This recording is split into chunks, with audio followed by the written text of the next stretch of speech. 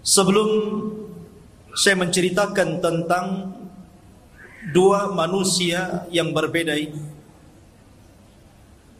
suatu ketika Ali radhiyallahu an ketika menjadi khalifah di Kufah, ketika dia berkhutbah, tiba-tiba ada seseorang yang bernama Sa'sa'ah bin Suhan al-Abdi radhiyallahu an bertanya kepada Ali radhiyallahu an.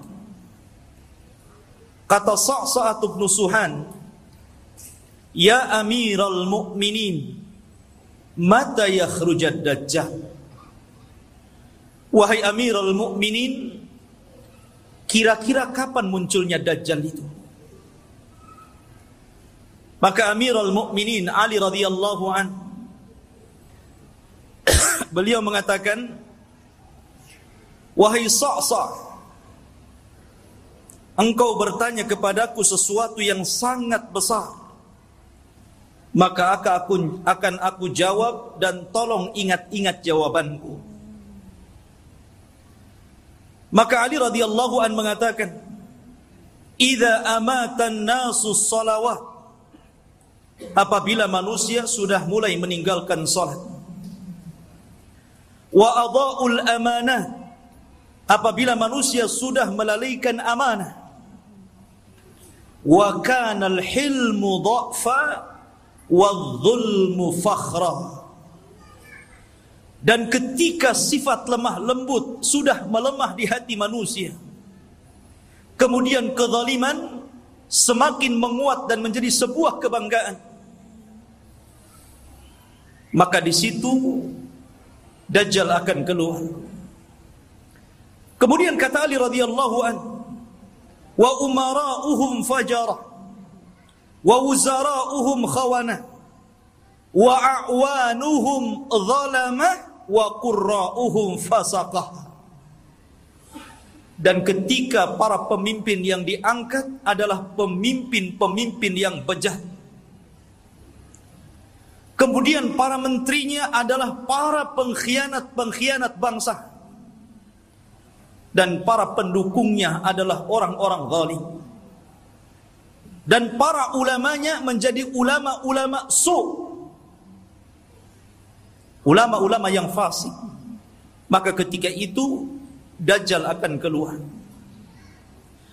Kemudian Ali radhiyallahu melanjutkan, "Wa dhahara al-jawru wa fasaz zina wa dhahara ar-riba wa quti'atil arham." Dan ketika kezaliman dan kelaliman menyeruak di tengah-tengah bumi ini, kemudian menyebarnya zina, tampaknya riba, dan orang sudah mulai memutuskan silaturrahim, maka itu juga alamat telah dekatnya munculnya Dajjal. Kemudian kata Ali radhiyallahu an, "Wattukhidatil qainat wa syuribatil khumur." Dan ketika manusia sudah mulai memanggil-manggil para penyanyi untuk menyanyi, kemudian khamar diminum secara bebas. Artinya di sini ikhwatu fiddin, maka kalau itu terjadi maka telah dekat kemunculannya. Dan hari ini kita lihat anak-anak kita dicuci otaknya oleh televisi-televisi. Kemudian dibayangkan kalau dia ingin seperti selebritis fulan dan fulana, karena merasa bahwa kalau menjadi artis dan selebritis itu hidupnya senang. Kemudian kata Ali radhiyallahu an, "Wa nuqidatil uhud wa dhuyyatil atamat wa tawanan nas fi salatil jamaah." Kemudian ketika manusia sudah mulai tidak peduli dengan janji, mereka khianati janji-janji. Kemudian sudah lemah, orang lemah untuk melakukan qiyamul lail. Dan hari ini kita lihat ada orang ikhwatu fiddin, dia rela tidur di siang hari hanya untuk nonton bola dunia di malam hari. Bangun dia di malam hari, kopinya sampai 1 ember, biar nggak tidur. Dia rela seperti itu. Ya. Kemudian dan manusia sudah mulai lalai dan malas untuk sholat di masjid, tentu bagi laki-laki. Padahal kata Ali radhiyallahu an, perhatikan, wa zakhraful masajid wa tawwalul manabir wa halul masahif. Padahal masjid pada hari ini kita saksikan hampir semua masjid itu tidak ada yang jelek, semua bagus, besar-besar, indah-indah. Tapi kemana orang-orang yang sholat di dalamnya? Kemudian menara tinggi-tinggi, sampai sekarang mencari masjid, mengenali masjid itu lebih mudah dengan cara apa? Melihat menara. Oh, di sana ada masjid. Dari mana antum tahu? Tuh menaranya. Artinya orang dimudahkan untuk mencari dan melangkahkan ke masjid. Karena apa? Tidak disusahkan orang cari masjid. Tapi orang malas ke masjid. Kemudian juga mereka mulai meninggalkan mushaf. Padahal cetakan Al-Quran itu hampir setiap tahun dicetak, disebarkan di mana-mana. Quran itu tidak sulit untuk mendapatkannya. Tapi orang malas membaca Al-Quran. Ada yang mengatakan nunggu Ramadan, katanya. Karena ada tadarus. Sampai Ramadan enggak juga baca Quran. Kemudian kata Ali radhiyallahu an, apabila ini sudah terjadi, maka dekatlah munculnya Dajjal.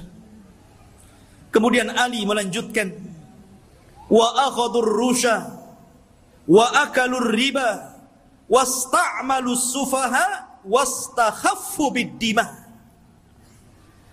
Ketika manusia sudah mulai mudah untuk memakan rasuah, sogok menyogok. Di negeri kita ini, korupsi itu bukan hanya tingkat level atas saja, level bawah pun sama. Bahkan antum buat KTP saja kadang-kadang ada pelicinnya ya. Bahasa rasuah itu kan bahasa pelicin katanya. Kalau ingin licin pakai oli saja. Jadi ikhwatu fiddin yang dimuliakan Allah Azza wa Jalla, dan ini sudah banyak di mana-mana. Hampir semua sektor pekerjaan itu mesti ada rasuah. Padahal Rasul mengatakan ar-rasi wal murtasi finnar. Orang yang memberikan sogokan, orang yang memakan sogokan sama-sama di neraka. Wa akalur riba. Dan orang sudah gemar memakan riba. Bahkan ada orang yang enggak mau kerja dengan cara menyimpan uangnya di bank-bank konvensional. Dia hanya makan bunganya saja. Bahkan riba di hari ini subhanallah luar biasa. Karena riba itu mudah didapati hampir di semua tempat. Di tiang listrik ada riba, di pohon pisang ada riba, di pagar-pagar orang ada riba, gitu kan. Silahkan pinjam dengan gadekan bunga kecil, kan. Jadi semua orang terlibat dengan riba. Kemudian ketika manusia sudah mulai menjadikan para pemimpin-pemimpin yang jahil, pemimpin-pemimpin yang bukan bidangnya, dia letakkan di situ. Harusnya ketika Anda mencari pemimpin atau pengurus untuk memimpin sesuatu, cari pemimpin-pemimpin yang layak dan bisa mengurus urusannya. Contoh saja umpamanya, yang paling mudah pesantren ataupun yayasan. Kadang orang-orang mencari pemimpin yang bukan orang-orang ahli agama. Macam mana orang yang bukan ahli agama memimpin pesantren yang notabene di situ diajarkan Al-Quran dan Sunnah? Jadi apa itu pesantren jadinya? Ini okelah pesantren-pesantren. Nah yang lebih dari itu seperti kepala desa, lurah, camat, bupati, sampai kepada presiden. Ketika manusia sudah melalaikan itu, dan mereka juga menganggap remeh persoalan darah. Kalau orang sudah menganggap remeh persoalan darah, ikhwan, maka itu alamat telah dekat keluar Dajjal. Anda bisa saksikan hari ini di medsos, setiap hari kita mendengar ada orang yang membunuh dan ada orang yang dibunuh. Sampai sering saya katakan, orang yang membunuh bingung kenapa bisa membunuh, orang yang dibunuh lebih bingung lagi, kenapa Anda membunuh saya? Apa alasan saya Anda bunuh? Makanya bayi-bayi yang dibuang itu, kemudian meninggal dalam kardus, meninggal di solokan, meninggal di tong-tong sampah, meninggal di parit-parit, itu di hadapan Allah akan datang ke hadapan Allah dan mengatakan wal mau'udatu su'ilat bi ayyi dzambin qutilat. Atas dosa apa kau bunuh aku? Aku ini salah apa? Aku masih kecil. Aku tidak mendolimi siapapun. Aku masih fitrah. Kenapa aku dibunuh? Kemudian kata Ali radhiyallahu anhu, kalau sudah seperti ini, dekatlah munculnya Dajjal. Kemudian kata Ali radhiyallahu anhu, wa ba'ud dina bid dunya. Dan ketika manusia sudah mulai menjual agama dengan murahnya urusan dunia. Ada seorang wanita nikah dengan bule, nikah dengan orang-orang yang di luar daripada agama Islam. Dia rela pindah agama, yang penting rekening saya gendut, kendaraan saya mewah, rumah megah, kos-kosan banyak, dan begitu seterusnya. Kemudian kata Ali radhiyallahu anhu, wattajaratil mar'atu ala zawjiha hirsan ala dunya. Diperhatikan ibu-ibu. Dan ketika kaum wanita mudah untuk meminta cerai kepada suaminya hanya urusan dunia. Saya sering ke pengadilan agama dan saya lihat tingkat perceraian itu luar biasa di Batam. Dan banyak para wanita yang menggugat cerai suaminya hanya gara-gara faktor dunia. Bukan tidak boleh menggugat cerai, kalau ada alasannya silahkan. Tapi kalau urusan dunia, kemudian itu menjadikan seorang istri kurang ajar kepada suami dan meminta cerai begitu saja, apalagi karena ada orang ketiga yang lebih hebat, lebih wah, lebih banyak hartanya, ini sudah lain urusannya. Kemudian kata Ali radhiyallahu an, wa raqibatin nisa 'alal mayasir. Nabi SAW Ali radhiyallahu an meramalkan seperti ini. Tentu beliau mendapatkan informasi dari Nabi. Dan apabila wanita sudah mulai membawa kendaraan sendiri, di zaman Rasul kendaraan pakai kuda, pakai unta, jarang perempuan naik unta kan, paling dibonceng. Makanya di sini Ali tidak mengatakan dan para wanita menaiki al-ibil, unta, tetapi mengatakan al-mayasir, ditujukan kepada kendaraan-kendaraan modern, mobil, motor. Ya kalau mungkin jaraknya bukan jarak safar, hanya keliling-keliling di Batam, ke pasar. Ini terkadang jarak safar, jarak tempuh yang disunahkan untuk mengqashar dan menjamak sholat pun kita dapati ada perempuan berani loh bawa mobil sendiri tuh. Sudah tidak ada mahram, nekat lagi. Ya. Maka ini juga alamat dekatnya munculnya Dajjal. Kemudian kata Ali radhiyallahu watashabbahna nisa birrijal watashabbahar rijalu bin nisa. Ketika mulai perempuan meniru gaya laki-laki, dan ketika laki-laki sudah memakai atribut-atribut perempuan, maka ini pun telah dekat munculnya Dajjal. Kita saksikan hari ini. Kalau laki-laki cari levis ke pasar, habis tuh diborong perempuan. Kalau laki-laki cari celana jeans gitu kan, habis nggak ada, diborong sama mbak-mbak katanya. Akhirnya laki-laki terpaksa beli rok, beli pakaian-pakaian perempuan. Artinya seperti ini kan. Anda bisa bayangkan tuh, pakaian laki-laki tapi pakai jilbab gitu kan. Ketat, pakai lepis, pakai kaos, tapi jilbaban pula dia. Ya. Yang laki-lakinya parah lagi. Anting-anting itu untuk perempuan, dia letakkan tutup botol aqua di sini, di kupingnya. Antum tahu? Anak itu lihat ada orang pakai anting-anting laki-laki itu, botol aqua di sini. Ya Allah. Ini kan atribut perempuan, kenapa pula dipakai laki-laki? Bahkan yang lebih parah, apa yang disebut dengan LGBT itu sudah mulai melembaga loh di negeri kita ini. Mulai melembaga.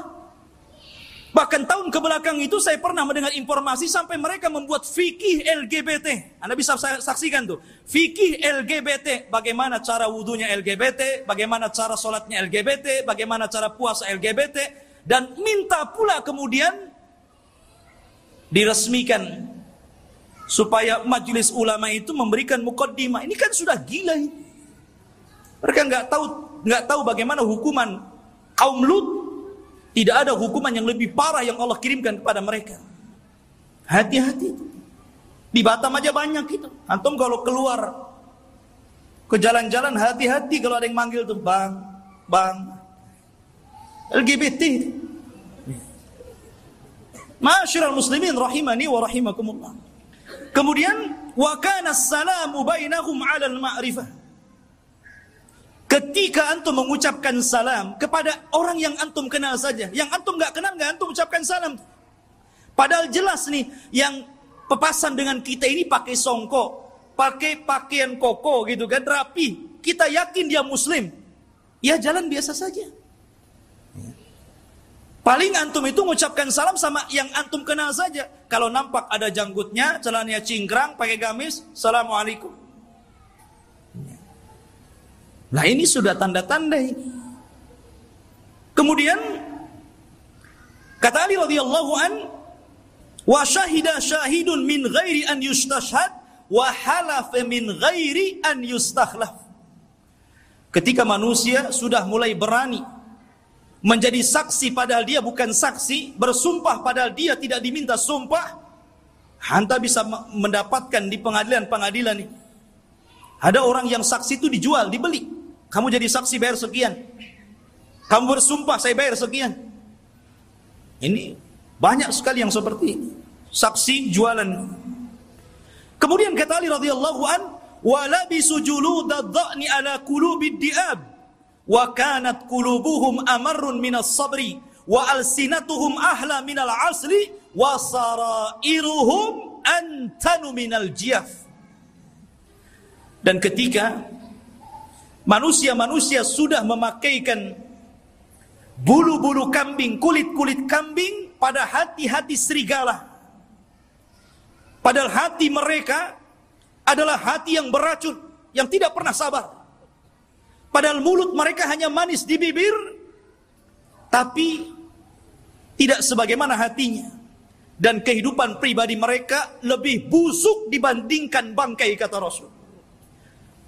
Nabi SAW ingin menyindir siapa? Kayak Ali radhiyallahu ingin mengisyaratkan kepada manusia siapa? Orang-orang yang hanya menampakkan kebaikan, padahal di belakangnya orang ini buruk. Bahasa kitanya pencitraan saja. Biar orang mengenal saya ini baik, saya ini begini, dan begitu seterusnya. Dan zaman sekarang subhanallah, nyalon RT saja itu janjinya banyak. Itu baru RT itu. Nanti gang ini kita aspal, nanti solokan ini kita perbaiki. Habis dari RT wassalam kan begitu. Kemudian wal tumisal fiqhu li ghairi din wa unkiral ma'ruf wa urifal munkar. Dan ketika manusia memberikan kecerdasan mereka bukan kepada urusan agama, ketika itulah maka manusia akan mengingkari yang ma'ruf dan mereka akan cenderung melakukan mungkar. Kan banyak ikhwan, kita sebagai orang tua tentu kita bisa melihat potensi anak. Anak saya ini cerdas, hafalannya mudah, ya. Harusnya kalau orang tua sudah tahu anak ini ada bakat kecerdasan, arahkan ke agama. Mumpung mereka masih bisa merekam gitu kan. Kalau sudah tua, susah, ibarat menulis atau mengukir di atas lautan gitu kan, di atas air. Ya nggak mungkin. Tapi kalau mengukir di atas batu sih masih berbekas. Maka dari sini ketika kecerdasan bukan kepada urusan agama, tapi untuk urusan dunia, maka orang pasti akan mengingkari yang ma'ruf dan akan melakukan kemungkaran. Kata Ali, kalau sudah tersusun beberapa masalah ini, maka pasti kedekatan munculnya Dajjal sudah dekat. Fannajatun najah, hati-hati kalian, selamatkan diri kalian dan selamatkan diri kalian. Ikhwatu fiddin yang dimuliakan Allah Subhanahu wa taala. Kita tahu bahwa ketika fitnah sudah menyebar di sana dan di sini, apa yang saya katakan tadi, dan hampir semua yang dikatakan Ali radhiyallahu an berlaku. Dan itu kita saksikan bermunculan setiap hari, dan Anda bisa saksikan di medsos-medsos yang kita lihat setiap hari. Apa yang disebutkan Ali itu bermunculan untuk satu-satu. Lah ketika ini sudah terjadi, maka muqaddimah alamat kiamat besar akan muncul. Apa muqaddimah alamat kiamat besar? Khurujul Mahdi, keluarnya Imam Mahdi. Ini yang kita akan bahas. Ma'asyiral muslimin rahimani wa rahimakumullah. Kita tahu bahwa kemunculan Imam Mahdi dan kemunculan Dajjal itu hampir beriringan. Imam Mahdi dulu, baru kemudian Dajjal.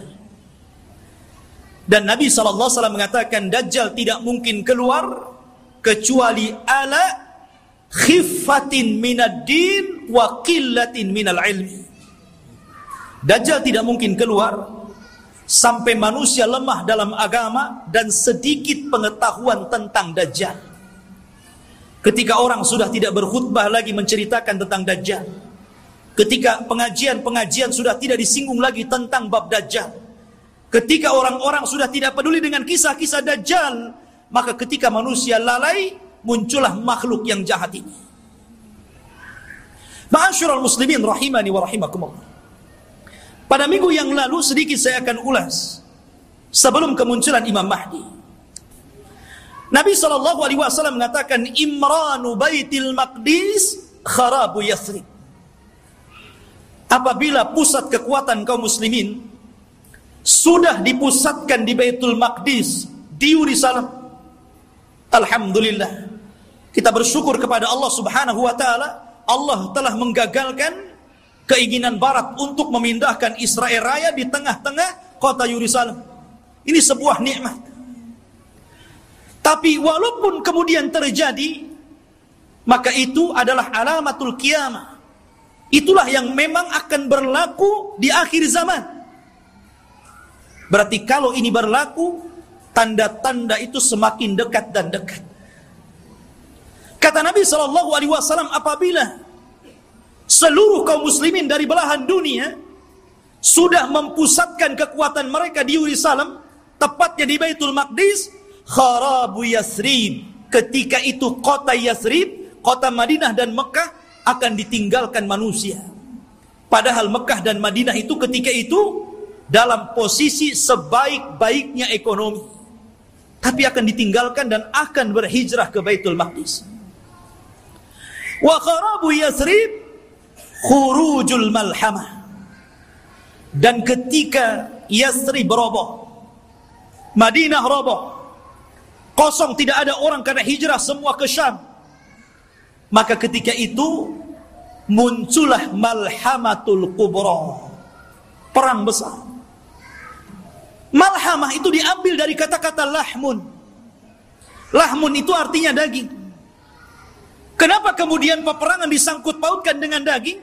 Karena ketika itu peperangan, setelah orang melakukan peperangan dengan alat-alat canggih, maka alat-alat itu kemudian dimusnahkan, maka kembali peperangan menjadi peperangan kembali ke alat-alat tradisional. Boleh jadi mungkin diawali dengan perang nuklir dulu, karena masing-masing negara punya nuklir gitu kan. Masing-masing negara punya rudal, punya senjata hebat. Boleh jadi muqaddimah peperangan ini dilakukan dengan cara perang teknologi dulu. Setelah kemudian hancurnya negeri-negeri, senjata pun sudah tidak ada lagi, hanya bangkai-bangkai besi-besi tua. Disitulah kemudian peperangan akan kembali ke perang tradisional. Disinilah pembenaran sabda Nabi SAW agar Anda melatih diri dengan cara berkuda, dengan cara menombak, dengan cara memanah, dengan cara berpedang. Karena perang akan kembali ke zaman itu. Ma'asyiral muslimin, kemudian wa khurujul malhamah. Apabila telah nampak malhamah, orang berperang dengan pedang, sehingga daging tercabik-cabik dan melayang kemana-mana, darah muncrat kemana-mana, ketika terjadi Malhamatul Kubra, atau dalam bahasa barat Armageddon gitu kan, dalam masalah bahasa kita Malhamatul Kubra, maka ketika itu kaum muslimin menguasai Konstantinia. Apa Konstantinia? Konstantinia adalah Konstantinopel. Akan dikuasai. Di mana Konstantinopel itu? Di Turki sana. Jadi kaum muslimin akan menguasai sampai ke sana. Wa fathul Konstantinia, dan ketika Konstantinia dikuasai kaum muslimin, bangsa Rom sampai ke Italia, sampai ke ibu kota Italia, kaum muslimin sampai ke sana, bergerak sampai ke arah Eropa sana. Maka disitulah kata Nabi SAW, wa fathul Konstantinia khurujud dajjal. Ketika kaum muslimin memenangkan perang besar, perang Konstantinia, maka ketika itu munculnya Dajjal. Ma'asyiral muslimin rahimani wa rahimakumullah. Kita tahu bahwa pusat kekuatan kaum muslimin, saya katakan kelak akan berada di Palestina. Tepatnya di Yerusalem, Baitul Maqdis. Semua kaum muslimin, tentara-tentaranya dari berbagai macam negara akan bergabung di situ. Maka disitulah ikhwatu fiddin, Barat ini punya kepentingan. Mereka hendak menghancurkan bangsa-bangsa yang menurut mereka itu sangat kuat dan tidak bisa dikalahkan oleh sendiri. Maka akhirnya mereka melakukan perdamaian bersama kaum muslimin untuk sama-sama menyerang bangsa-bangsa yang menurut orang-orang Romawi itu sangat berbahaya bagi mereka. Dan juga kaum muslimin. Maka berdamailah ketika itu kaum muslimin dengan orang-orang Barat. Dan hari ini juga berdamai. Ya kan? Kita tahu Liga Arab, mereka ada hubungan dengan Barat. Tentang secara ekonomi, politik atau yang lainnya. Itu namanya perdamaian juga. Tapi di akhir zaman, yang namanya perdamaian itu tentu setelah adanya peperangan. Kalau tidak ada peperangan, mau damai apa? Perang dulu baru damai. Ya. Makanya Nabi SAW mengatakan, tastalihuna antum warum sulhan aminah. Kalian kaum muslimin di akhir zaman akan berdamai dengan orang-orang Nasrani, orang-orang Romawi. Dan ketika itu orang-orang Romawi aktsarun nas, orang yang paling banyak pasukannya. Mereka tuh banyak sekali. Cuman masalahnya, kalau memang orang-orang Nasrani itu mereka kuat, kenapa tidak langsung menyerang kaum muslimin? Karena kaum muslimin itu walaupun sedikit ditakuti oleh orang-orang kafir. Lihat di zaman Rasul, perang Badar, 300 melawan 1.300, menang. Lihat perang Mu'tah. Antum tahu perang Mu'tah? Perang Mu'tah itu perang di mana kaum muslimin berhasil memerangi orang-orang Romawi. Nabi menulis surat kepada Raja Romawi. Suratnya itu dirobek, utusannya dibunuh. Marah orang-orang Romawi ini, akhirnya menyiapkan pasukan bergerak untuk menyerang Nabi. Kata Nabi, kalau mereka menyerang kita di Madinah, maka akan banyak terbunuh, laki-laki, perempuan, anak-anak, kakek-kakek. Ini tidak adil. Kita siapkan pasukan, kemudian kita sambut mereka. Akhirnya Nabi SAW mempersiapkan pasukan. Kata Nabi, wahai Zaid, peganglah bendera. Kalau kau mati, ganti dengan Ja'far. Kalau Ja'far mati, ganti dengan Abdullah ibn Rawahah. Perangkat. Dan di antara pasukan ada Khalid ibn Walid, tapi tidak dijadikan pemimpin karena baru masuk Islam. Berangkat mereka ke Mu'tah. Ya.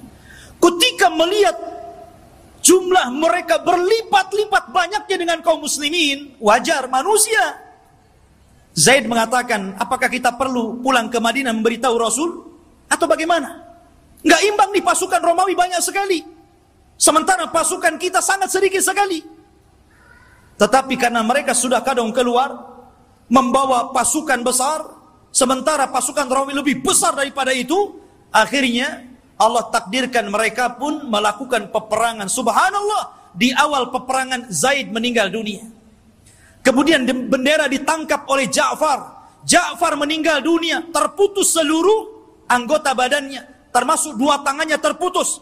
Dia pegang bendera, diputus ininya, dipegang kirinya, diputus ininya, dipegang dadanya, dibelah akhirnya. Nabi berada di Madinah, tahu tuh karena wahyu. Kata Nabi, semoga kedua tangan Ja'far digantikan kedua sayap di sorga dan dia bisa terbang sesukanya. Ja'far meninggal dunia, dipegang Abdullah ibn Rawaha. Abdullah ibn Rawaha meninggal dunia, bingung kaum muslimin. Ini tidak ada lagi pemimpin pasukan. Maka mereka melirik kepada Khalid ibn Walid. Akhirnya dipegang dialah. Dia punya strategis perang yang luar biasa. Pasukan yang ribuan itu bisa dikalahkan oleh strategis Khalid ibn Walid. Sampai ada seorang Romawi bertanya kunci kemenangan kepada Khalid. Khalid, bagaimana engkau bisa memenangkan peperangan ini sementara jumlah kalian kecil dan jumlah kami besar? Kemudian Khalid memberikan kuncinya. Kata Khalid, nahnu qaumun nuhibbul maut kama tuhibbul haya. Kami kaum yang cinta kematian sebagaimana kalian cinta kehidupan. Berani mati, itulah kuncinya. Ya. Ma'asyiral muslimin rahimani wa rahimakumullah. Lah perang ini akan berlaku kelak di akhir zaman. Tetapi orang-orang Islam akan bergabung dan melakukan perdamaian bersama orang-orang Romawi. Kemudian akan menyerang sebagian. Ada yang memprediksi maksudnya yang diserang adalah negara-negara yang mereka berada di benua Asia. Ya mungkin Cina, mungkin Korea, mungkin negara-negara. Kita tidak tahu, Allahu a'lam. Karena Rasul tidak menyebutkan negara mana yang diserang. Rasul hanya mengatakan watagzuna aduwan miwaraihim. Kalian akan berperang dengan musuh dari belakang kalian. Tidak disebutkan siapa mereka. Tetapi perang ini adalah gabungan pasukan kaum muslimin dan Romawi menyerbu negara itu dan dimenangkan. Ketika dimenangkan ini akhirnya saling mengklaim. Kata orang Nasrani, ini kemenangan kami. Kata orang Muslim, tidak, ini kemenangan kami. Sehingga muncullah satu orang Romawi, satu orang Salibi mengatakan, Ghalabas salib, Ghalabas salib, Ghalabas salib. Sungguh kami salib yang menang. Kami salib yang menang. Kami salib yang menang. Datanglah seorang Muslim mengatakan, Balillah ghalab. Bahkan Allah yang memenangkan perang ini. Akhirnya saling berdebat. Terjadilah perkelahian. Maka sang salib, orang Nasrani dibunuh kaum muslimin. Dari sinilah orang-orang Romawi berkhianat. Berkhianat. Padahal mereka tertulis melakukan perjanjian itu 10 tahun. Ada yang mengatakan di tahun ketiga, ada yang mengatakan di tahun kelima, mereka berkhianat. Atas pengkhianatan inilah, maka kemudian mereka hendak menyerang kaum muslimin, menyiapkan pasukan besar. Dan kaum muslimin butuh pemimpin untuk melawan Romawi. Dari sinilah apa yang kita bahas malam ini, khurujul Mahdi, muncul Imam Mahdi untuk melawan orang-orang Romawi. Ma'asyiral muslimin rahimani wa rahimakumullah.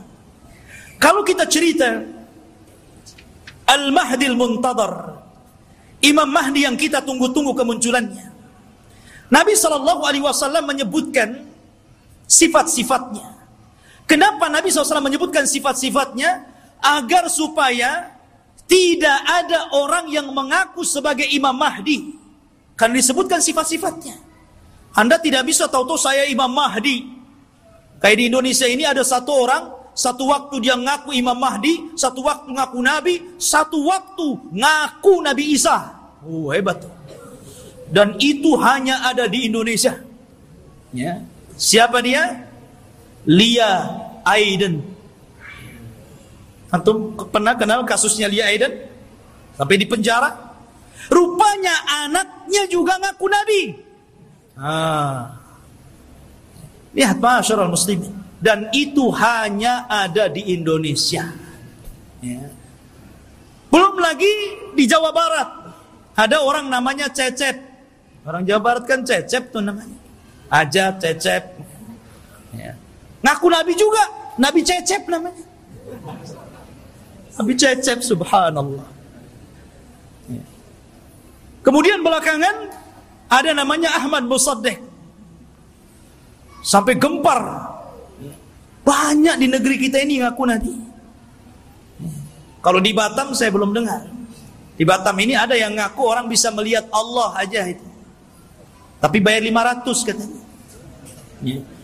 Jadi intinya bahwa Imam Mahdi ini dijelaskan sifatnya, dijelaskan tanda-tanda kemunculannya, dan dia disabdakan Nabi SAW, laulam yabqa minad dunya illa yaumun, kalaulah usia dunia ini hanya tinggal 1 hari saja, la tawwalallahu dzalikal yaum, pasti Allah akan lamakan hari itu selama-lamanya, hatta yab'atsa rajulan min ahli baiti, sampai Allah akan utus seorang laki-laki dan dia keturunanku, yuwatiu ismahu bi ismi wa isma abihi bismi abi, di mana nama dia sama dengan namaku Muhammad, bukan Lia. Ya. Bapaknya Abdullah, bukan Aiden. Ya. Jadi Muhammad bin Abdullah Al-Hasani, keturunan Hasan, Al-Alawi, keturunan Ali. Artinya dia keturunan cucu Rasul, Hasan bin Ali. Dan ini Imam Mahdi ahli sunnah. Berbeda dengan Imam Mahdi Syiah. Mereka menganggap Imam Mahdi Syiah itu keturunan Husain. Namanya Muhammad juga, tetapi Muhammad Hasan Al-Ashkari namanya. Katanya waktu kecil disembunyikan di satu tempat di gua di daratan Irak, namanya Sirdab. Jadi ada satu gua Sirdab, di situ ada lubang kecil, kemudian orang ngeker ke dalam gitu kan, dan mengetuk-ngetuk pintunya, ukhruj ya Mahdi, ukhruj ya Mahdi. Itulah orang Syiah. Setiap hari ada yang menggedor-gedor pintu, keluar wahai Mahdi, keluar wahai Mahdi. Ya enggak keluar, enggak ada Mahdinya. Ya. Ma'asyiral muslimin rahimani wa rahimakumullah. Maka Al-Mahdi itu keturunan Hasan. Maka yang disebutkan oleh banyak para ulama, salah satunya Syekhul Islam Ibn Taimiyah, kemudian juga muridnya Al-Imam Ibnul Qayyim rahimahullahu ta'ala, ketika menjelaskan tentang kenapa Imam Mahdi keturunan Hasan, karena Allah memuliakan Hasan ketika dia menyerahkan kekuasaan kepada Muawiyah untuk menjaga darah kaum muslimin, maka keturunannya Allah muliakan akan menjadi imam yang belum sempat dicicipi oleh nenek moyangnya Hasan bin Ali. Padahal Hasan bin Ali sudah jadi presiden di zaman itu.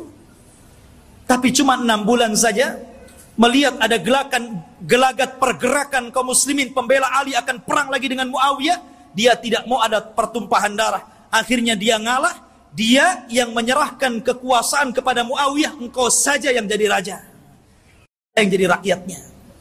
Akhirnya bersatulah kaum muslim. Karena kerendah dirian Hasan inilah, maka Allah muliakan Hasan. Maka dari keturunan Hasan inilah lahir di akhir zaman Al-Mahdi Muhammad ibn Abdullah Al-Hasani Al-Alawi rahimahullahu ta'ala. Kok rahimahullah ta'ala belum muncul, afwan ya. Hafizahullahu ta'ala. Taib Qutufidin yang dimuliakan Allah subhanahu wa ta'ala, beliau dilaqabi Al-Mahdi. Al-Mahdi artinya orang yang diberikan petunjuk. Dan dia Allah perbaiki dalam satu malam. Dia tidak tahu kalau dia akan jadi pemimpin. Dia seorang thalabul ilmi, ahli ibadah. Dia tidak tahu kalau dia akan diangkat. Tiba-tiba ketika dia dari Madinah ke Mekah untuk haji gitu kan, orang-orang memandang bahwa dia itu ada kelainan. Orang ini luar biasa, punya wibawa, taat beribadah, sehingga orang-orang Allah lembutkan hatinya, diarahkan agar memilih orang ini dan dibaiatnya. Pada awalnya dia menolak. Dia menolak. Siapa saya? Saya bukan siapa-siapa. Kenapa Anda memilih saya untuk menjadi pemimpin kalian? Tapi kemudian dia pun istikharah di malam hari itulah Allah perbaiki dia dalam satu malam.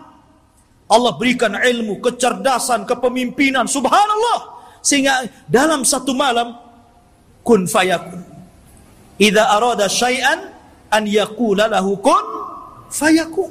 Kalau Allah menghendaki sesuatu, tinggal katakan kun fayakun, jadi dia. Ya. Kemudian pembayatan kepada Imam Mahdi inilah tersebar. Sampai akhirnya datang tentara dari Syam untuk membunuh Imam Mahdi yang ada di Mekah. Berangkat mereka pasukan itu. Ya. Tapi ketika mereka sampai di Baida antara Mekah dan Madinah, Allah kirimkan gempa yang sangat besar sehingga mewafatkan dan menghancurkan mereka.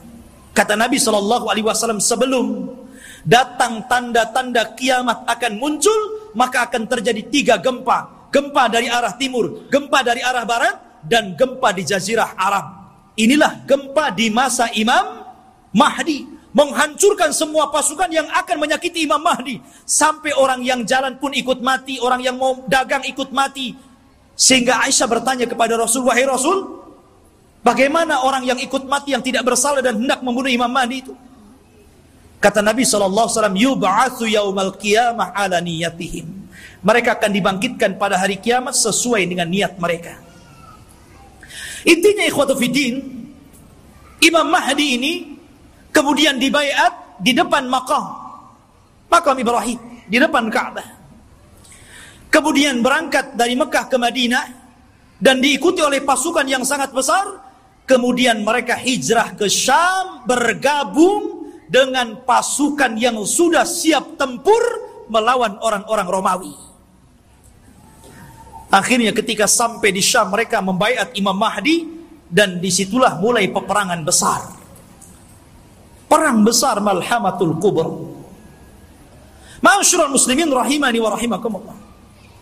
Dan kita tahu bahwa Imam Mahdi ini berkuasa atau diberikan kekuasaan oleh Allah Subhanahu wa taala tidak lama.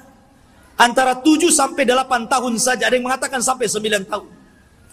Dan dalam kekuasaan kaum muslimin, Imam Mahdi itu betul-betul membawa perdamaian, keadilan, kesuburan, bahkan saking adilnya Imam Mahdi, Allah turunkan berkahnya dari langit karena dia telah berhukum dengan hukum Allah. Kata Allah, walau anna ahlal qura amanu wattaqau lafatahna alaihim barakatim minas sama wal ard. Kalaulah sebuah penduduk, sebuah negeri beriman, bertakwa, maka Allah Subhanahu wa taala akan kirimkan berkah langit dan berkah bumi. Ini terjadi di kekuasaan Imam Mahdi. Kaum muslimin, harta dibagi rata sehingga tidak ada miskin, tidak ada kaya, semua sama. Imam Mahdi berhukum dengan hukum Allah. Dan dia menggunakan khilafah dengan khilafah minhaj nubuwah.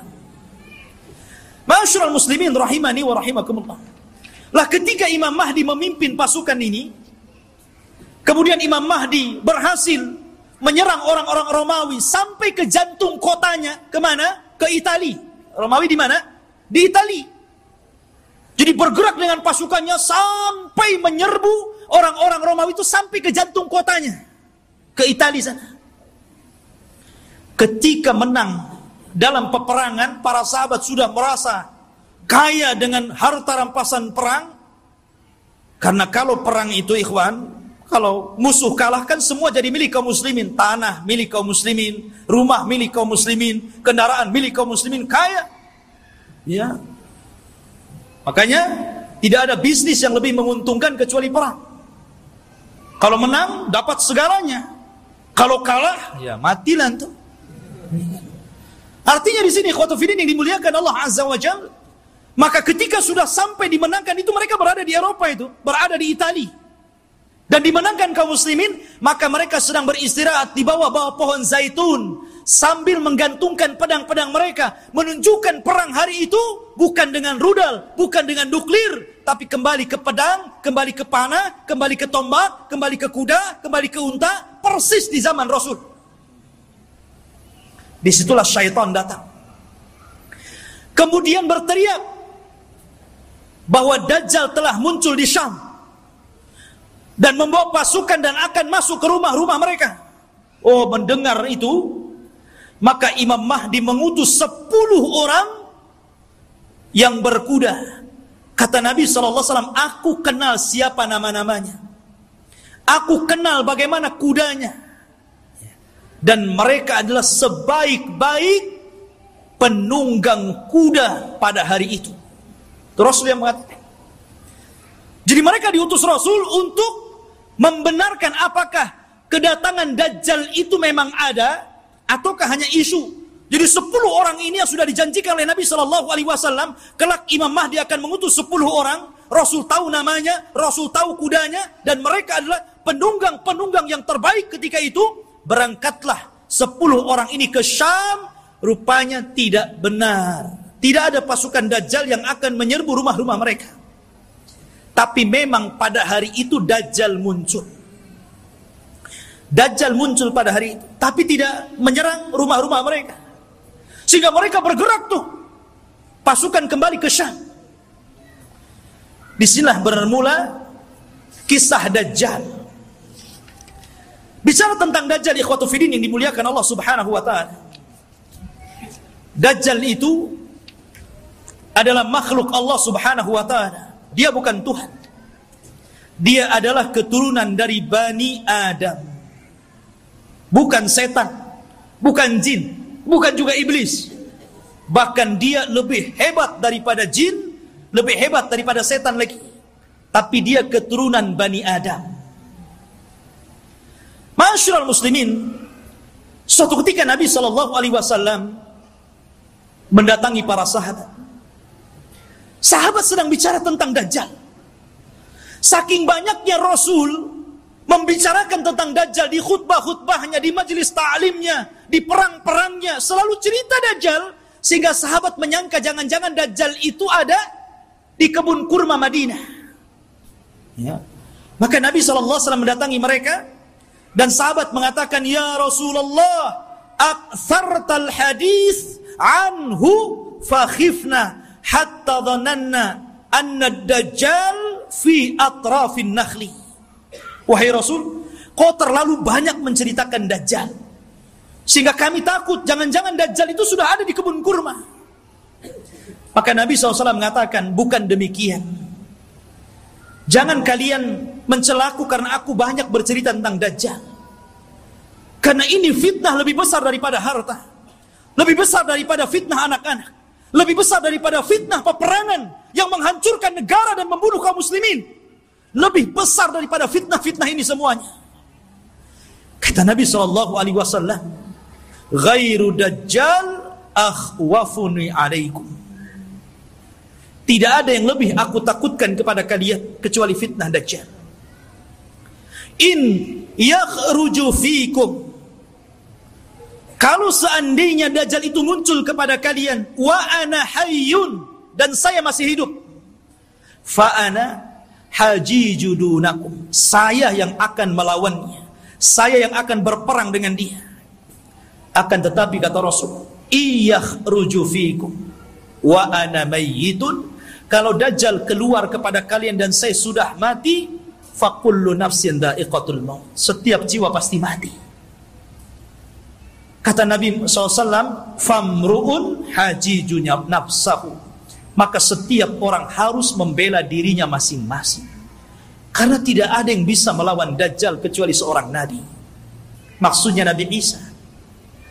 Makanya ketika Nabi SAW mendengar ada di Madinah seorang anak kecil yang Allah berikan keanehan dari ilmu-ilmu jin, namanya Saf, atau dikenal dengan Ibnu Sayyad, anaknya seorang Yahudi.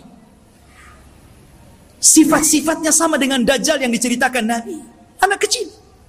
Ya. Bahkan sebagian para sahabat bersumpah bahwa dia Dajjal. Salah satunya Umar Ibn Khattab radhiyallahu an, bersumpah dia Dajjal. Dan Rasul membiarkan sumpahnya dan tidak mengingkari. Akhirnya Rasul datang dengan Abu Bakar, dengan Umar, ingin mengecek tentang keberadaan anak kecil namanya Saf, atau disebut dengan Ibnu Sayyad ini. Berangkat Rasul. Kemudian masuk ke kampung Yahudi. Rupanya betul ada anak kecil yang sedang bermain-main dengan anak-anak yang lainnya. Kemudian Nabi memanggil anak kecil namanya Saf itu, dan mengatakan, ya Saf, atashhadu anni Rasulullah? Wahai Saf, apakah engkau bersaksi saya adalah utusan Allah? Anak kecil nengok Nabi. Kemudian dia mengatakan, asyhadu annaka nabiyul ummi. Aku bersaksi engkau adalah nabi yang diutus oleh Allah Subhanahu wa ta'ala. Tiba-tiba Saf berbalik tanya kepada Rasul, ya Muhammad, atashhadu anni Rasulullah? Hei Muhammad, maukah kau bersaksi aku juga utusan Allah? Bayangkan, anak kecil ngomong di hadapan Rasul, mau enggak kau bersaksi saya juga utusan Allah sama dengan kamu? Kata Rasul, amantu billahi walir rasul. Aku beriman kepada Allah dan kepada Rasulnya saja. Maka Nabi SAW makin yakin. Karena Dajjal itu kemunculannya akan mengaku Nabi dan berakhir mengaku Tuhan. Ya. Maka kemudian kata Nabi SAW, ya Saf, inni khaba'tu laka khaba'an. Wahai Saf, dalam hatiku, dalam dadaku, aku menyembunyikan beberapa kalimat. Karena ketika itu Rasul baru diturunkan ayat kepadanya, surah kepadanya, namanya Suratul Dukhan. Dan itu para sahabat belum tahu, baru turun kepada Rasul Suratul Dukhan. Makanya Nabi menyembunyikan ayat itu dalam dadanya. Kata Rasul, wahai Saf, wahai Ibnu Sayyad, aku menyembunyikan beberapa kalimat di dadaku. Coba tebak apa? Kata si Saf ini memandang dada Rasul, tiba-tiba dia mengatakan, duh. Dia tidak bisa mengatakan dukhan, tapi sudah benar awalnya. Karena Rasul menyembunyikan kalimat dukhan. Tapi dia tidak sempurna. Dia mengatakan duh. Maka Rasul langsung mengatakan ikhsha falan ta'du wa qadrak. Celaka engkau. Engkau tidak mungkin bisa meneruskan kalimat-kalimat yang ada di dadaku. Tapi dari Rasul makin bingung, jangan-jangan ini betul-betul Dajjal nih. Ya, dia tahu isi hati saya gitu. Anak kecil si Saf ini. Ya. Akhirnya Rasul pulang. Kemudian pada waktu yang lain dia ajak lagi Umar dan Abu Bakar ingin mengecek lagi keberadaan si Saf ini. Setelah ketemu dan hendak kemudian diintai dan kembali ingin diuji, tiba-tiba datang ibunya. Melihat ada Rasul SAW dan ibunya kenal. Ya Saf, ataka Muhammadun. Ya Saf, ataka Muhammadun. Hei Saf, Muhammad sudah datang di sampingmu. Maka Saf pun kemudian langsung pergi kemudian di belakang ibunya. Kata Nabi SAW, lau tarakathu latabayyana amruhu. Kalau ibunya ketika itu tidak memanggil-manggil, tentu aku sudah tahu siapa si Saf ini. Apakah Dajjal atau bukan Dajjal? Tetapi ikhwatu fiddin, kenyataannya si Saf ini kemudian tumbuh besar dan dia masuk Islam. Tapi dalam hati para sahabat masih ragu masalahnya. Jadi dia sudah tua, masuk Islam, sahabat masih ragu, masih ketakutan dengan si Saf ini, Ibnu Sayyad yang sudah besar dan masuk Islam. Jangan-jangan dia Dajjal pura-pura masuk Islam. Jadi suatu ketika Abu Sa'id Al-Khudri radhiyallahu an, ketika Saf ini hendak berangkat haji dan para sahabat banyak yang sudah berangkat duluan, rupanya Abu Sa'id Al-Khudri ketinggalan dan Saf atau Ibnu Sayyad yang sudah tua, sudah dewasa gitu kan.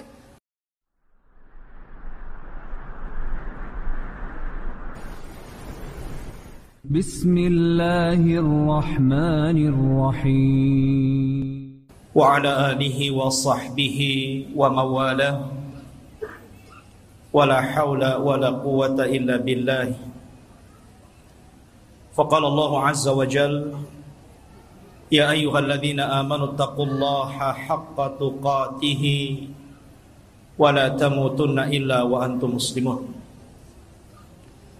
Fa inna asdaqal hadithi kitabullah wa khairal huda huda Muhammadin sallallahu alaihi wasallam wa syarrul umuri muhdatsatuha wa kullu muhdatsatin bid'ah wa kullu bid'atin dhalalah wa kullu dhalalatin finnar. Ma'asyiral muslimin, jamaah sekalian yang dirahmati Allah Subhanahu wa taala, Alhamdulillah, pada malam hari ini kembali Allah Subhanahu wa taala pertemukan di Masjid Jabal Arafah, dan tidak henti-hentinya kita mendoakan kepada yang membangunnya dan juga yang memakmurkan masjid ini. Semoga Allah Subhanahu wa taala membalas dengan balasan yang lebih baik dari apa yang sudah dibangunnya. Salawat serta salam tak lupa saya haturkan kepada yang mulia alaihi salatu wassalam. Allahumma salli ala Muhammad wa ala alihi wa sahbihi wa man sara ala nahjihi ila yaumidin. Pembahasan pada malam hari ini melanjutkan pembahasan yang kemarin, masih seputar huru-hara hari kiamat. Dan pada malam hari ini kita fokuskan kepada kisah tentang muqaddimah alamah kiamat besar, munculnya Imam Mahdi, dan juga makhluk yang paling jelek yang Allah Subhanahu wa taala ciptakan untuk memfitnah manusia, yang kita kenal di dalam Islam sebagai Dajjal. Ma'asyiral muslimin rahimani wa rahimakumullah. Sebelum saya menceritakan tentang dua manusia yang berbeda ini, suatu ketika Ali radhiyallahu an ketika menjadi khalifah di Kufah, ketika dia berkhutbah, tiba-tiba ada seseorang yang bernama Sa'sa'ah bin Suhan al-Abdi radhiyallahu an bertanya kepada Ali radhiyallahu an. Kata Sa'sa'ah bin Suhan, "Ya Amiral Mu'minin, mata yakhrujad Dajjal?"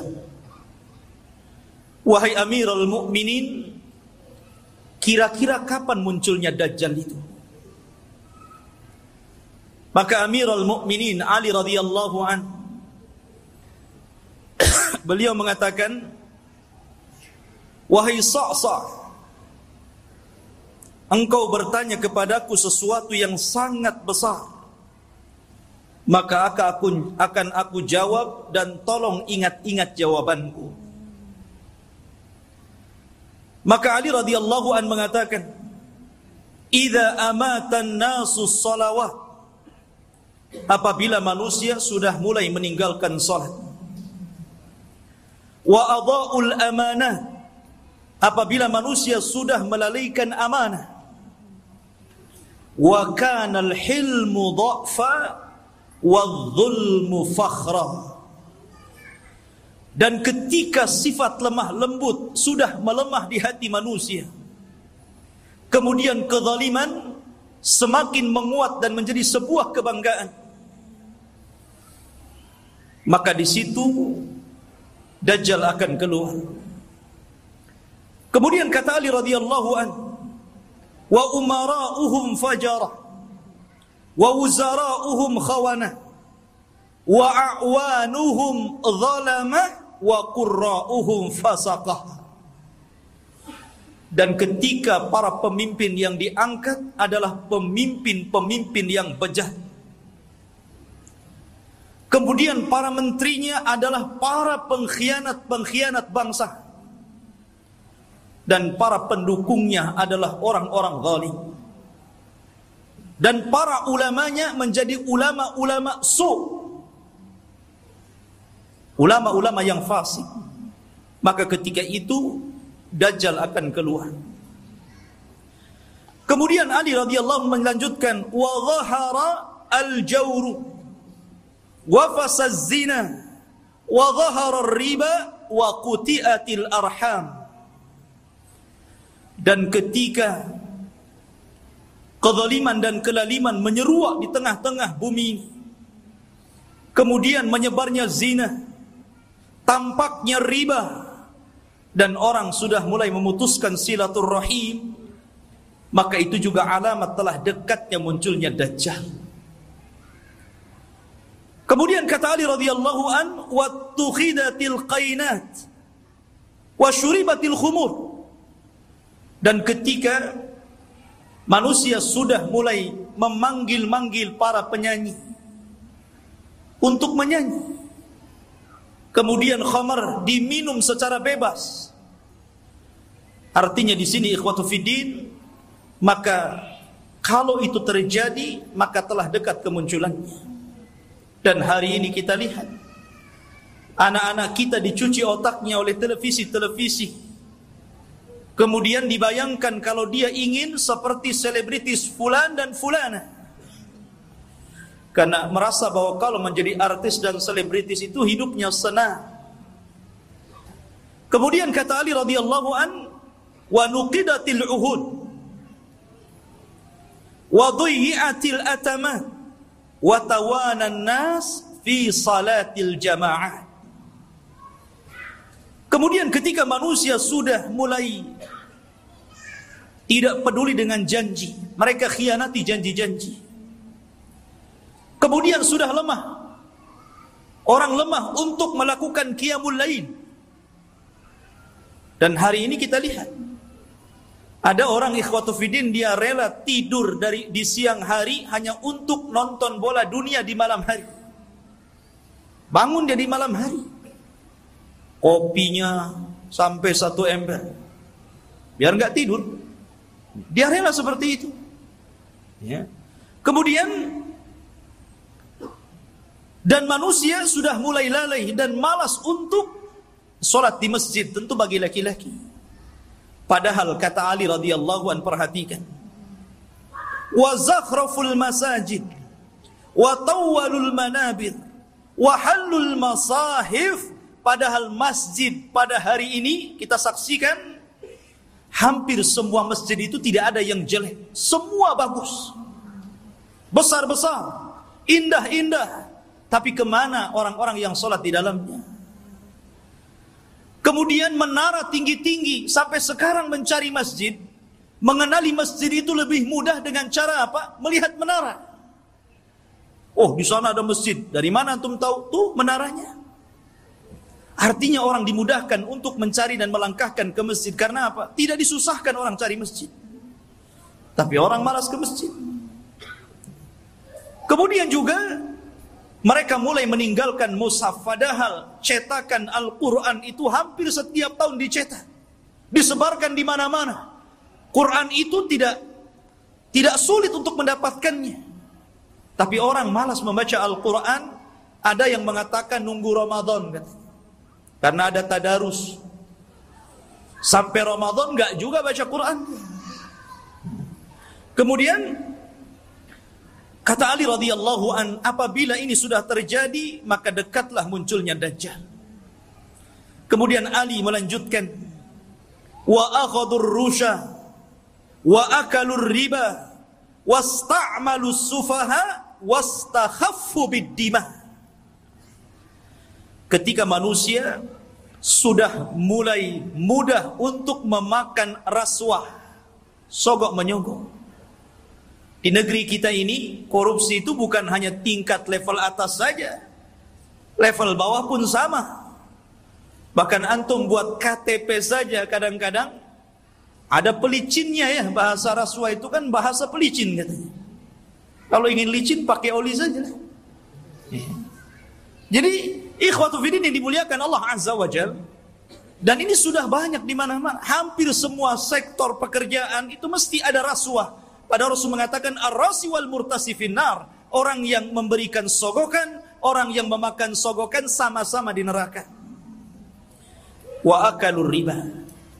Dan orang sudah gemar memakan riba.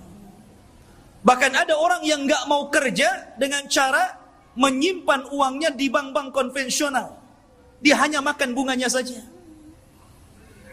Bahkan riba di hari ini subhanallah luar biasa.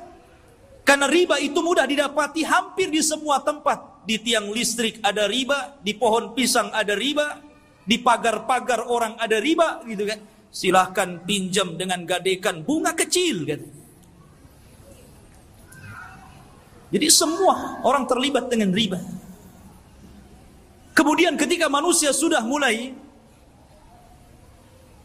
menjadikan para pemimpin-pemimpin yang jahil, Pemimpin-pemimpin yang bukan bidangnya dia letakkan di situ. Harusnya ketika Anda mencari pemimpin atau pengurus untuk memimpin sesuatu, cari pemimpin-pemimpin yang layak dan bisa mengurus urusannya. Contoh saja umpamanya, yang paling mudah pesantren ataupun yayasan. Kadang orang-orang mencari pemimpin yang bukan orang-orang ahli agama. Macam mana orang yang bukan ahli agama memimpin pesantren yang notabene di situ diajarkan Al-Quran dan Sunnah? Jadi apa itu pesantren jadinya? Ini okelah pesantren-pesantren. Lah yang lebih dari itu seperti kepala desa, lurah, camat, bupati, sampai kepada presiden. Ketika manusia sudah melalaikan itu. Dan mereka juga menganggap remeh persoalan darah. Kalau orang sudah menganggap remeh persoalan darah, ikhwan, maka itu alamat telah dekat keluar Dajjal. Anda bisa saksikan hari ini di medsos, setiap hari kita mendengar ada orang yang membunuh dan ada orang yang dibunuh. Sampai sering saya katakan, orang yang membunuh bingung kenapa bisa membunuh, orang yang dibunuh lebih bingung lagi, kenapa Anda membunuh saya? Apa alasan saya Anda bunuh? Makanya bayi-bayi yang dibuang itu kemudian meninggal dalam kardus, meninggal di solokan, meninggal di tong-tong sampah, meninggal di parit-parit, itu di hadapan Allah akan datang ke hadapan Allah dan mengatakan wal mau'udatu su'ilat bi ayyi dzambin qutilat. Atas dosa apa kau bunuh aku? Aku ini salah apa? Aku masih kecil. Aku tidak mendolimi siapapun. Aku masih fitrah. Kenapa aku dibunuh? Kemudian kata Ali radhiyallahu anhu, kalau sudah seperti ini, dekatlah munculnya Dajjal. Kemudian kata Ali radhiyallahu anhu, wa ba'ud dina bid dunya. Dan ketika manusia sudah mulai menjual agama dengan murahnya urusan dunia. Ada seorang wanita nikah dengan bule, nikah dengan orang-orang yang di luar daripada agama Islam. Dia rela pindah agama, yang penting rekening saya gendut, kendaraan saya mewah, rumah megah, kos-kosan banyak, dan begitu seterusnya. Kemudian kata Ali radhiyallahu anhu, wattajaratil mar'atu ala zawjiha hirsan ala dunya. Diperhatikan ibu-ibu. Dan ketika kaum wanita mudah untuk meminta cerai kepada suaminya hanya urusan dunia. Saya sering ke pengadilan agama dan saya lihat tingkat perceraian itu luar biasa di Batam ini. Dan banyak para wanita yang menggugat cerai suaminya hanya gara-gara faktor dunia. Bukan tidak boleh menggugat cerai, kalau ada alasannya silahkan. Tapi kalau urusan dunia, kemudian itu menjadikan seorang istri kurang ajar kepada suami dan meminta cerai begitu saja, apalagi karena ada orang ketiga yang lebih hebat, lebih wah, lebih banyak hartanya, ini sudah lain urusannya. Kemudian kata Ali radhiyallahu an, wa raqibatin nisa 'alal mayasir. Nabi sallallahu alaihi wasallam Ali radhiyallahu an meramalkan seperti ini. Tentu beliau mendapatkan informasi dari Nabi. Dan apabila wanita sudah mulai membawa kendaraan sendiri. Di zaman Rasul kendaraan pakai kuda, pakai unta, jarang perempuan naik unta kan? Paling dibonceng. Makanya di sini Ali tidak mengatakan dan para wanita menaiki al-ibil, unta, tetapi mengatakan al-mayasir, ditujukan kepada kendaraan-kendaraan modern. Mobil, motor. Ya kalau mungkin jaraknya bukan jarak safar, hanya keliling-keliling di Batam, ke pasar. Ini terkadang jarak safar, jarak tempuh yang disunahkan untuk mengqashar dan menjamak sholat pun kita dapati ada perempuan berani loh bawa mobil sendiri tuh. Sudah tidak ada mahram, nekat lagi. Ya. Maka ini juga alamat dekatnya munculnya Dajjal. Kemudian kata Ali radhiyallahu watashabbahna nisa birrijal watashabbahar rijalu bin nisa. ketika mulai perempuan meniru gaya laki-laki, dan ketika laki-laki sudah memakai atribut-atribut perempuan, maka ini pun telah dekat munculnya Dajjal. Kita saksikan hari ini. Kalau laki-laki cari levis ke pasar, habis tuh diborong perempuan.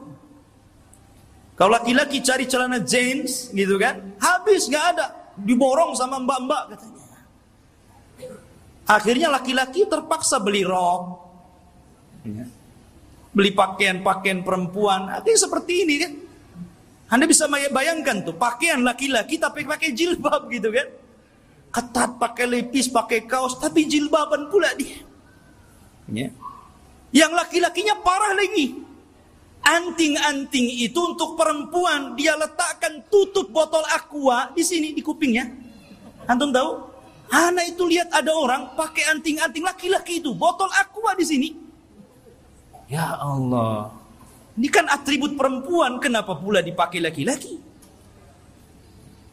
Bahkan yang lebih parah, apa yang disebut dengan LGBT itu sudah mulai melembaga loh di negeri kita ini.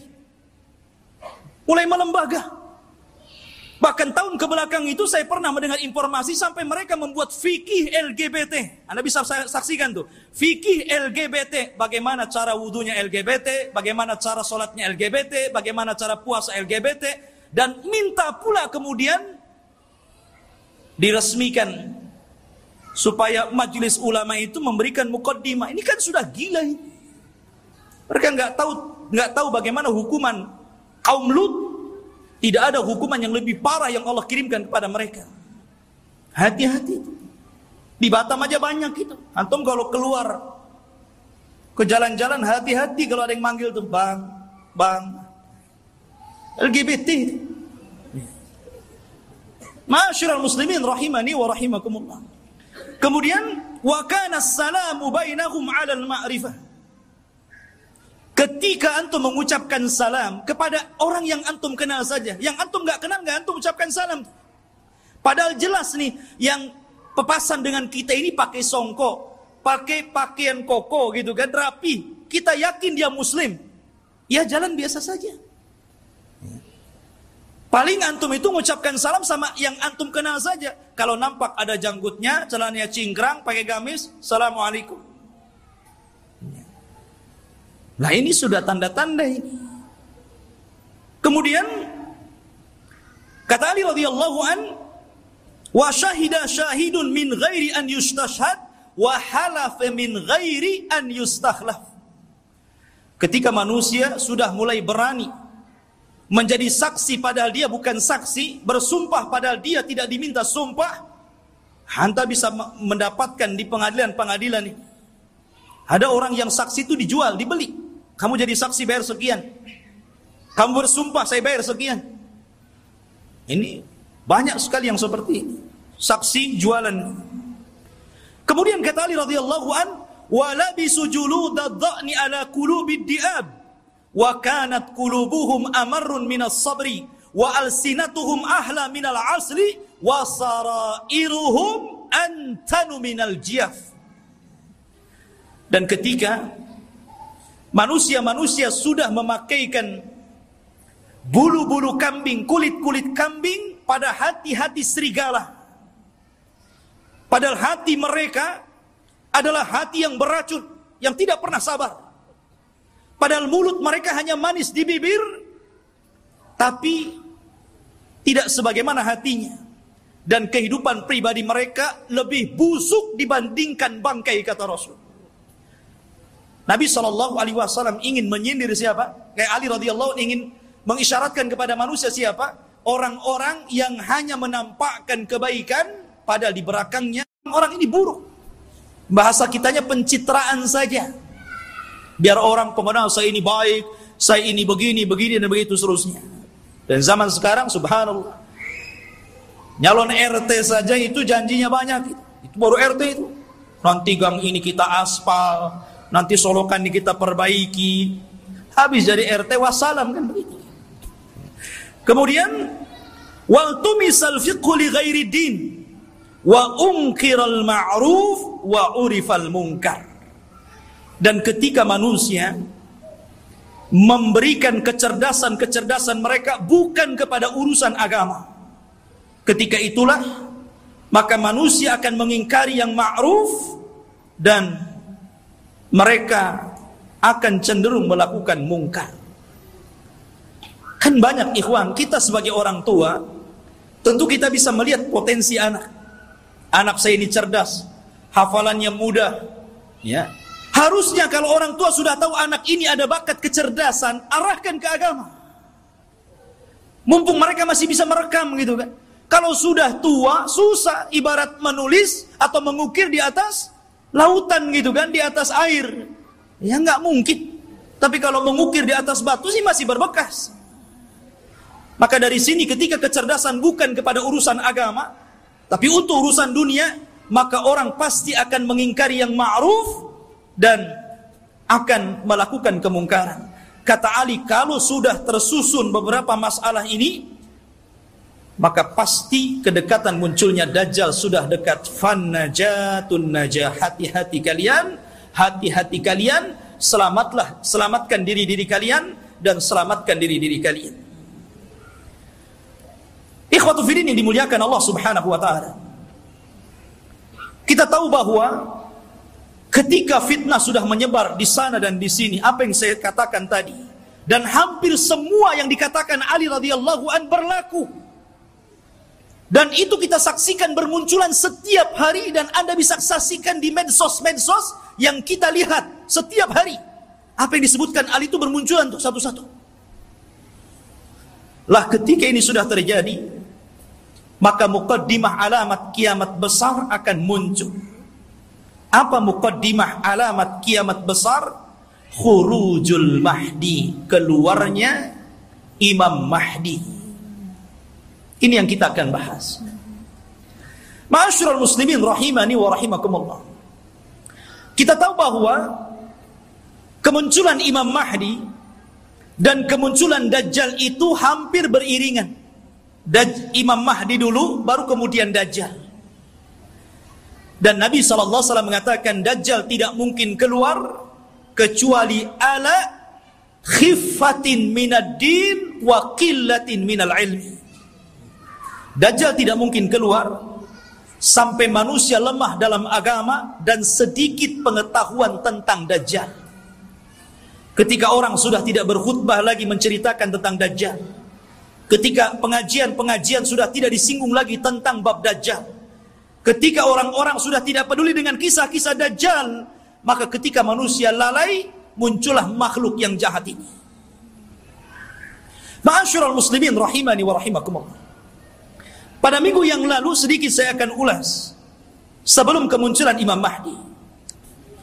Nabi SAW mengatakan Imranu Baitil Maqdis kharabu Yathrib. Apabila pusat kekuatan kaum muslimin sudah dipusatkan di Baitul Maqdis, di Yerusalem, alhamdulillah, kita bersyukur kepada Allah Subhanahu wa taala. Allah telah menggagalkan keinginan barat untuk memindahkan Israel Raya di tengah-tengah kota Yerusalem. Ini sebuah nikmat. Tapi walaupun kemudian terjadi, maka itu adalah alamatul qiyamah. Itulah yang memang akan berlaku di akhir zaman.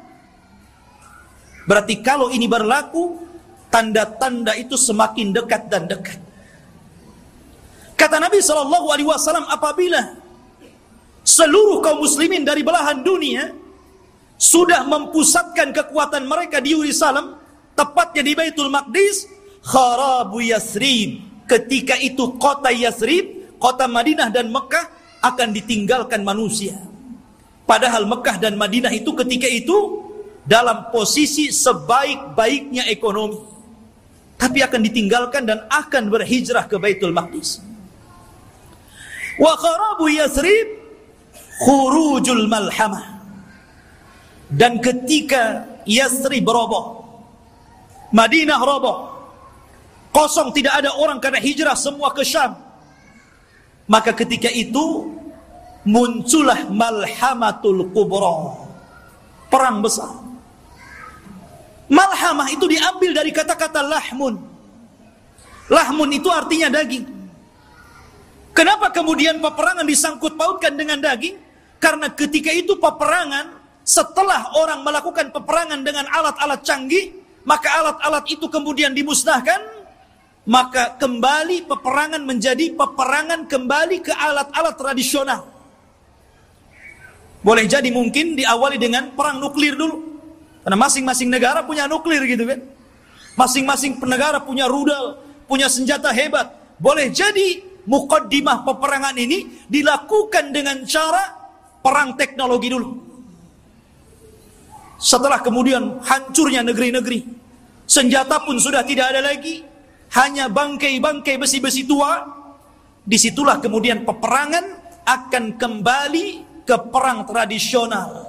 Disinilah pembenaran sabda Nabi SAW agar Anda melatih diri dengan cara berkuda, dengan cara menombak, dengan cara memanah, dengan cara berpedang. Karena perang akan kembali ke zaman itu. Ma'asyiral muslimin, kemudian wa khurujul malhamah. Apabila telah nampak malhamah, orang berperang dengan pedang, sehingga daging tercabik-cabik dan melayang kemana-mana, darah muncrat kemana-mana, ketika terjadi malhamatul kubra, atau dalam bahasa barat Armageddon gitu kan, dalam masalah bahasa kita malhamatul kubra, maka ketika itu kaum muslimin menguasai Konstantinia. Apa Konstantinia? Konstantinia adalah Konstantinopel. Akan dikuasai. Di mana Konstantinopel itu? Di Turki sana. Jadi kaum muslimin akan menguasai sampai ke sana. Wa fathul Konstantinia, dan ketika Konstantinia dikuasai kaum muslimin, bangsa Rom sampai ke Italia, sampai ke ibu kota Italia. Kaum muslimin sampai ke sana, bergerak sampai ke arah Eropa sana. Maka disitulah kata Nabi SAW, wa fathul Konstantinia khurujud dajjal. Ketika kaum muslimin memenangkan perang besar, perang Konstantinia, maka ketika itu munculnya dajjal. Ma'asyiral muslimin rahimani wa rahimakumullah. Kita tahu bahwa pusat kekuatan kaum muslimin, saya katakan kelak akan berada di Palestina, tepatnya di Yerusalem, Baitul Maqdis. Semua kaum muslimin, tentara-tentaranya dari berbagai macam negara akan bergabung di situ. Maka disitulah ikhwatu fiddin, Barat ini punya kepentingan. Mereka hendak menghancurkan bangsa-bangsa yang menurut mereka itu sangat kuat dan tidak bisa dikalahkan oleh sendiri. Maka akhirnya mereka melakukan perdamaian bersama kaum muslimin untuk sama-sama menyerang bangsa-bangsa yang menurut orang-orang Romawi itu sangat berbahaya bagi mereka. Dan juga kaum muslimin. Maka berdamailah ketika itu kaum muslimin dengan orang-orang Barat. Dan hari ini juga berdamai. Ya kan? Kita tahu Liga Arab, mereka ada hubungan dengan Barat. Entah secara ekonomi, politik atau yang lainnya. Itu namanya perdamaian juga. Tapi di akhir zaman, yang namanya perdamaian itu tentu setelah adanya peperangan. Kalau tidak ada peperangan mau damai apa? Perang dulu baru damai. Ya. Makanya Nabi SAW mengatakan, tastalihuna antum warum sulhan aminah. Kalian kaum muslimin di akhir zaman akan berdamai dengan orang-orang Nasrani, orang-orang Romawi. Dan ketika itu orang-orang Romawi aktsarun nas, orang yang paling banyak pasukannya. Mereka tuh banyak sekali. Cuman masalahnya, kalau memang orang-orang Nasrani itu mereka kuat, kenapa tidak langsung menyerang kaum muslimin? Karena kaum muslimin itu walaupun sedikit ditakuti oleh orang-orang kafir. Lihat di zaman Rasul, perang Badar, 300 melawan 1.300, menang. Lihat perang Mu'tah. Antum tahu perang Mu'tah? Perang Mu'tah itu perang di mana kaum muslimin berhasil memerangi orang-orang Romawi. Nabi menulis surat kepada Raja Romawi. Suratnya itu dirobek, utusannya dibunuh. Marah orang-orang Romawi ini. akhirnya menyiapkan pasukan bergerak untuk menyerang Nabi. Kata Nabi, kalau mereka menyerang kita di Madinah, maka akan banyak terbunuh laki-laki, perempuan, anak-anak, kakek-kakek. Ini tidak adil. Kita siapkan pasukan, kemudian kita sambut mereka. Akhirnya Nabi SAW mempersiapkan pasukan. Kata Nabi, wahai Zaid, peganglah bendera. Kalau kau mati, ganti dengan Ja'far. Kalau Ja'far mati, ganti dengan Abdullah ibn Rawahah. Perangkat. Dan di antara pasukan ada Khalid ibn Walid, tapi tidak dijadikan pemimpin karena baru masuk Islam. Berangkat mereka ke Mu'tah. Ya. Ketika melihat jumlah mereka berlipat-lipat banyaknya dengan kaum muslimin, wajar manusia. Zaid mengatakan, apakah kita perlu pulang ke Madinah memberitahu Rasul? Atau bagaimana? Nggak imbang nih, pasukan Romawi banyak sekali. Sementara pasukan kita sangat sedikit sekali. Tetapi karena mereka sudah kadang keluar membawa pasukan besar, sementara pasukan Romawi lebih besar daripada itu, akhirnya Allah takdirkan mereka pun melakukan peperangan. Subhanallah, di awal peperangan Zaid meninggal dunia. Kemudian bendera ditangkap oleh Ja'far. Ja'far meninggal dunia, terputus seluruh anggota badannya, termasuk dua tangannya terputus. Dia pegang bendera, diputus ininya, dipegang kirinya, diputus ininya, dipegang dadanya, dibelah akhirnya. Nabi berada di Madinah, tahu tuh karena wahyu. Kata Nabi, semoga kedua tangan Ja'far digantikan kedua sayap di sorga dan dia bisa terbang sesukanya. Ja'far meninggal dunia, dipegang Abdullah ibn Rawahah. Abdullah ibn Rawahah meninggal dunia, bingung kaum muslimin. Ini tidak ada lagi pemimpin pasukan. Maka mereka melirik kepada Khalid ibn Walid. Akhirnya dipegang dialah. Dia punya strategis perang yang luar biasa. Pasukan yang ribuan itu bisa dikalahkan oleh strategis Khalid ibn Walid. Sampai ada seorang Romawi bertanya kunci kemenangan kepada Khalid. Khalid, bagaimana engkau bisa memenangkan peperangan ini sementara jumlah kalian kecil dan jumlah kami besar? Kemudian Khalid memberikan kuncinya. Kata Khalid, nahnu qaumun nuhibbul maut kama tuhibbul haya. Kami kaum yang cinta kematian sebagaimana kalian cinta kehidupan. Berani mati. Itulah kuncinya. Ya. Ma'asyiral muslimin rahimani wa rahimakumullah. Lah perang ini akan berlaku kelak di akhir zaman. Tetapi orang-orang Islam akan bergabung dan melakukan